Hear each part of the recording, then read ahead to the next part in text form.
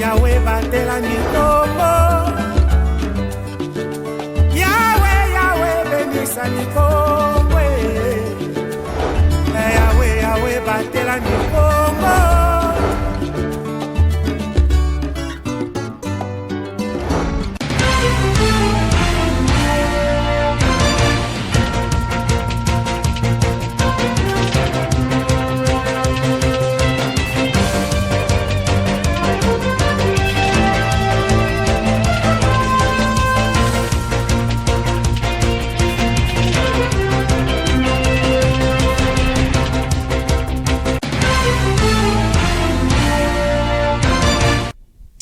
Toujours prêt pour vous informer, mesdames et messieurs. Bienvenue à cette édition du journal.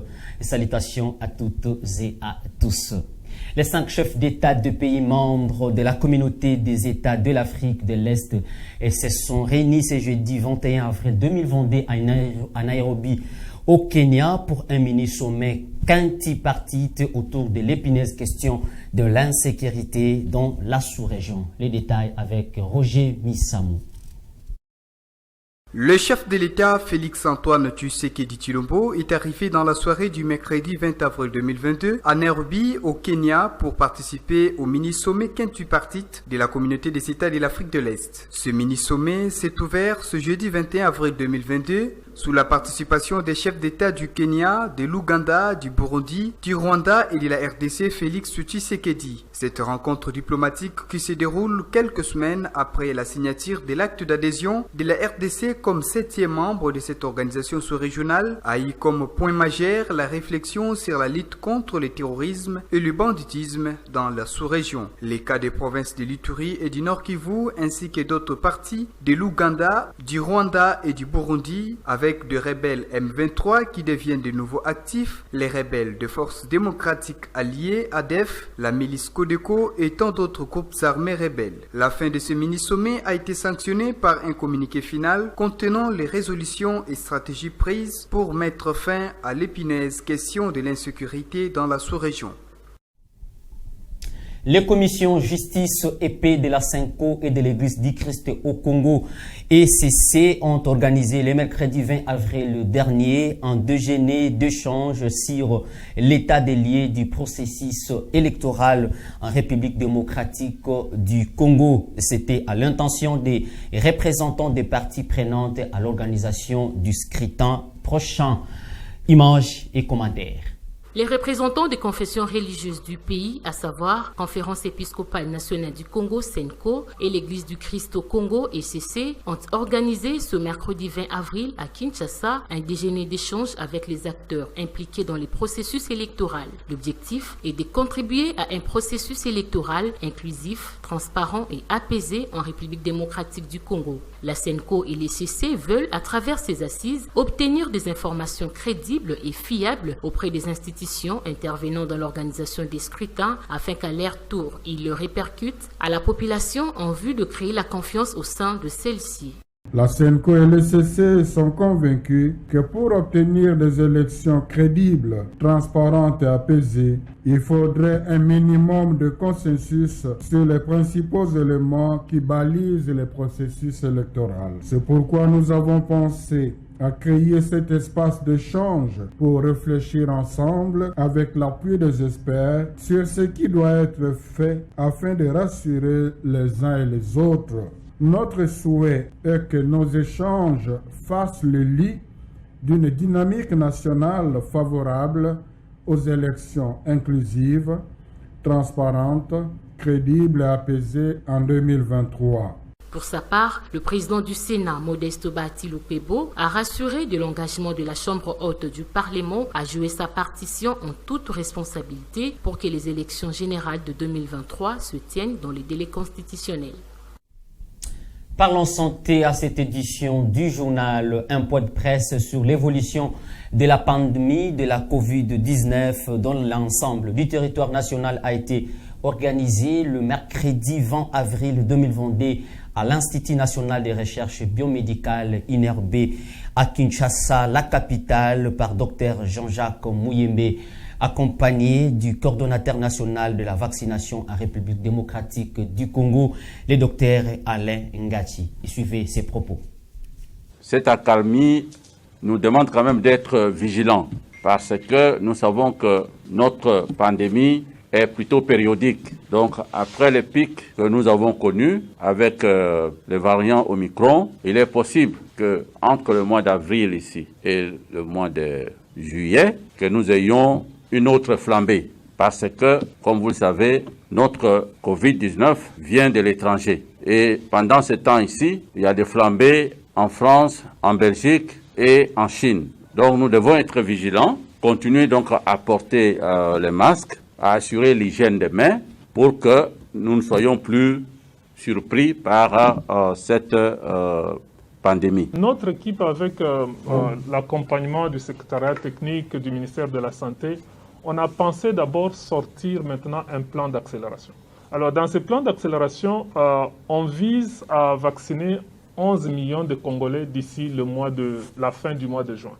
Mais pourquoi 11 millions? C'est parce que les dernières données que nous avons maintenant nous montrent que nous sommes déjà à 1 million de Congolais qui sont vaccinés, qui ont reçu au moins une dose. Et nous avons 650 000 Congolais qui ont reçu 2 doses, c'est-à-dire qui sont complètement vaccinés, que ce soit sur base de 2 doses ou de la seule dose de Johnson & Johnson. Junior Makabu, boxeur international congolais, champion du monde WBC, a obtenu son passeport diplomatique auprès du vice-ministre des Affaires étrangères ce mercredi 20 avril 2022. Commentaire.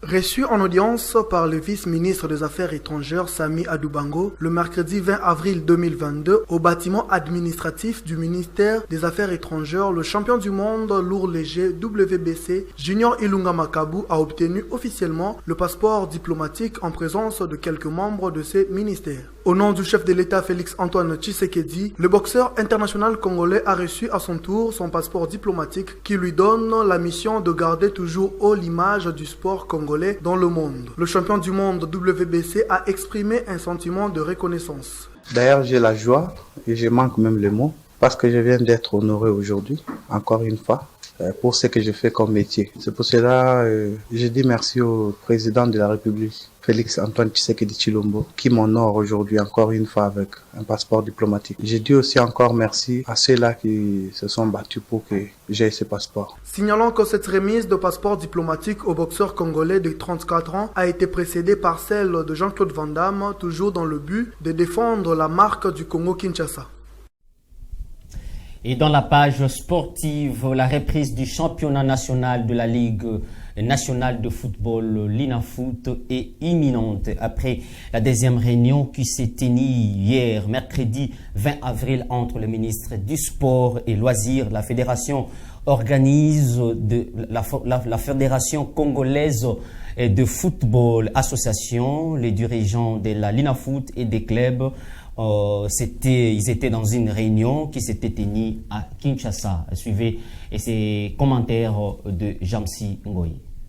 La deuxième réunion tripartite a eu lieu le mercredi 20 avril 2020 au siège du ministère des Sports et Loisirs à Kinshasa, au cours de laquelle le ministre des Sports, Serge Kondé, a insisté sur la reprise imminente du championnat national de la Vodacom Ligue 1. Cette deuxième rencontre a mis autour d'une même table toutes les parties concernées, dont les responsables de la FECOFA, de la LINAFOOT et les dirigeants des clubs engagés à cette compétition. Le but de cette réunion était d'élaborer un cahier de charges d'urgence qui permettra au gouvernement de financer la poursuite du championnat congolais. Ils ont aussi évoqué les problèmes de transport qui pénalisent la poursuite du championnat national Ligue 1. Le ministre des Sports et Loisirs a proposé deux options. La première est de recourir à une autre compagnie d'aviation pour le déplacement des équipes. Et la deuxième est de disponibiliser les fonds à la FECOFA pour achever la phase aller du championnat. Après cette deuxième rencontre tripartite, la poursuite du championnat s'annonce pour bientôt en attendant la mise en œuvre de toutes ces recommandations.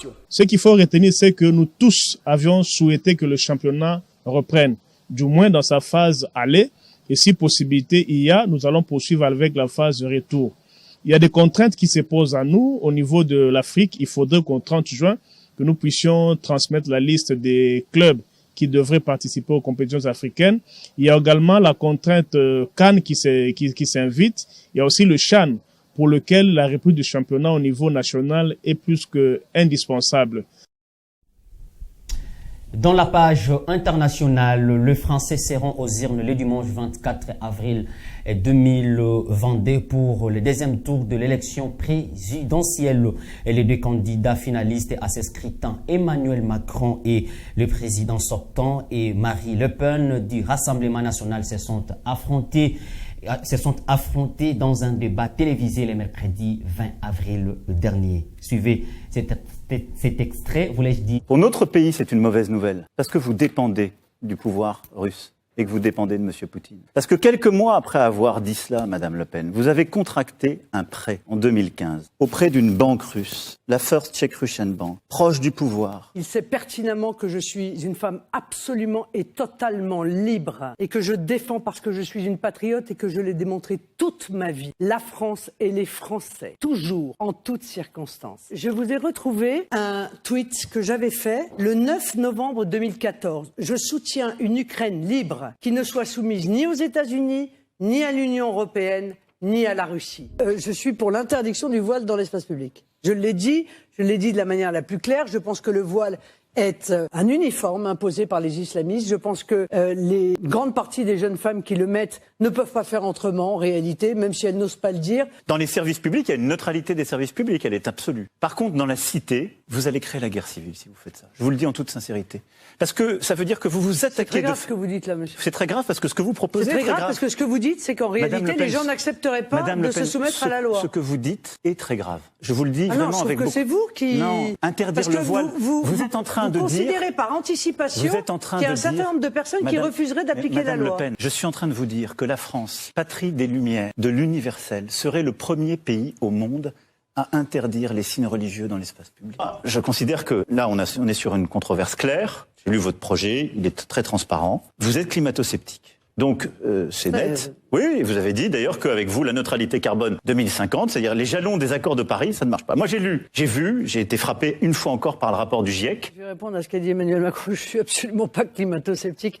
En aucun cas, mais vous êtes un peu climato-hypocrite. D'ailleurs, c'est peut-être pour ça que les gens ne croient pas à votre volonté de régler tous ces problèmes-là. Et je vais vous dire pourquoi ils ont raison d'ailleurs. Votre projet, quand on remet brique à brique les choses en place, c'est un projet qui ne dit pas son nom, mais qui consiste à faire sortir de l'Europe. Il y a un nom, il s'appelle l'Europe des nations. Oui, mais enfin, si c'est plus l'Union européenne, vous sortez de l'Union européenne, Mme Le Pen. Non, mais pardon de vous le dire. On peut décider de ripolliner tout seul la façade, mais enfin, c'est une copropriété. Donc à un moment donné, dans une copropriété, vous pouvez pas dire du jour au lendemain, ça s'appelle plus la copropriété, ça s'appelle comme j'ai décidé, parce que je m'appelle Mme Le Pen. Je crois que c'est factuel, je serai très respectueux à votre égard. Vous, ça ne se voit pas, moi j'ai peur que ça soit. C'est la fin de cette édition du journal, mesdames et messieurs. Merci pour vous de l'avoir suivi et bonne suite de nos programmes. Au revoir.